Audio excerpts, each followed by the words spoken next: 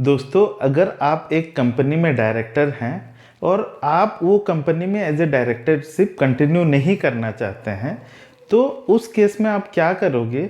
अगर आपका रेजिग्नेशन देने के बाद भी आपका जो कंपनी का मैनेजमेंट है वो आपका DIR 12 जो कि आपका रेजिग्नेशन का फॉर्म है वो MCA में फाइल नहीं करता है, तो उस केस में आप क्या करोगे?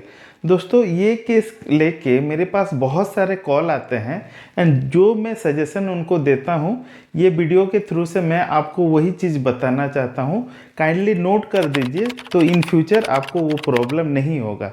तो अगर आप कंपनी में रेजिग्नेशन दे चुके हैं, तो पहला बात, वो कंपनी का मैनेजमेंट को आप ट्राई करो कन्विंस करने के लिए कि जिस दिन आप रेजिग्नेशन लेटर डाले हो उसका 30 डे के अंदर वो DIR 12 फाइल कर दे। अगर वो फाइल नहीं करते हैं तो आप मैनेजमेंट को 28 डे में फॉलोअप करो।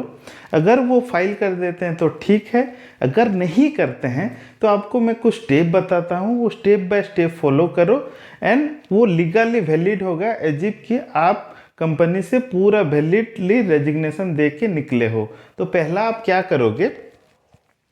Discuss with the management and send the resignation letter by mail, speed post और रजिस्टर्ड पोस्ट। पहला मैनेजमेंट के साथ डिस्कस करो और आपका रेजिग्नेशन लेटर को बाय मेल और स्पीड पोस्ट और रजिस्टर्ड पोस्ट उसको दे दो, ठीक है। Second, follow up with the management at the 28 day to file the DIR 12 to the ROC और MCA, वो फॉलो अप करो। थर्ड में, if they are not filing your DIR 12 within 28 days, तो आपके पास 2 दिन रहेगा। वो 2 डेज के अंदर आपको क्या करना है? You can file the DIR 11 which is within the 30 days with the attachment resignation letter. जो आपने रेजिग्नेशन लेटर मैनेजमेंट को दिया होगा थ्रू द स्पीड पोस्ट और मेल और रजिस्टर्ड पोस्ट, उसको और उसका एक्नॉलेजमेंट, अगर आप मेल में देते हो उसका प्रिंट रेजिग्नेशन लेटर, अगर स्पीड पोस्ट दे रहे हो स्पीड पोस्ट का जो डिलीवरी का एक चालान आता है उसको, एंड स्पीड पोस्ट में जो रेजिग्नेशन लेटर देते हो उसको अटैच करके आपको DIR 11 फाइल कर देना है। दोस्तों, मेरा हमेशा एक ये सजेशन रहेगा, जब भी आप DIR 11 फाइल करते हो तो मैं हमेशा रेकमेंड करता हूँ कि एक कंपनी सेक्रेटरी का आप हेल्प लो टू हैसल फ्री आ सकता है। फॉर एग्जांपल DAC रजिस्ट्रेशन हुआ नहीं हुआ, MCA साइट का इशू, तो उसके लिए मैं हमेशा रेकमेंड करता हूँ आप एक कंपनी सेक्रेटरी का हमेशा सर्विस लेना ज़रूरी है, ठीक है। नेक्स्ट आपको क्या करना है? एज ए एथिकल प्रैक्टिस, उसके बाद आप DIR 11 फाइल करने के बाद उसको आप कंपनी का मैनेजमेंट को इंटीमेट कर दो, है ना।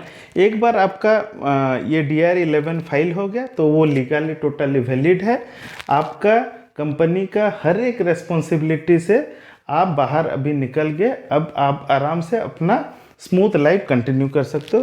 दोस्तों, इधर एक की पॉइंट क्या है कि ये जो टोटल जो प्रोविज़न है वो only applicable to the director, not to the KMP। अगर आप एक कंपनी में CSO CFO हो तो ये केस में मैं पर्टिकुलरली बोल देता हूँ CS एंड CFO को एंड CEO को, ये तीनों को ये DIR 11 फाइल करने का लॉ में कोई प्रोविज़न नहीं है।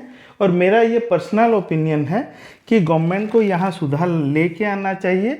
एंड अगर CAS and CFO and CEO को एक कंपनी ज़बरदस्ती रखना चाहता है और उसका DIR 12 नहीं फाइल कर रहा है, तो गवर्नमेंट उसको अधिकार देना चाहिए कि वो DIR 11 फाइल करके अपना लाइफ और अपना प्रोफेशनल लाइफ अब अलग से शुरू कर सके। दोस्तों, अगर इस प्रोविज़न से आप एग्री करते हो तो please let me know through the comment. Thank you so much.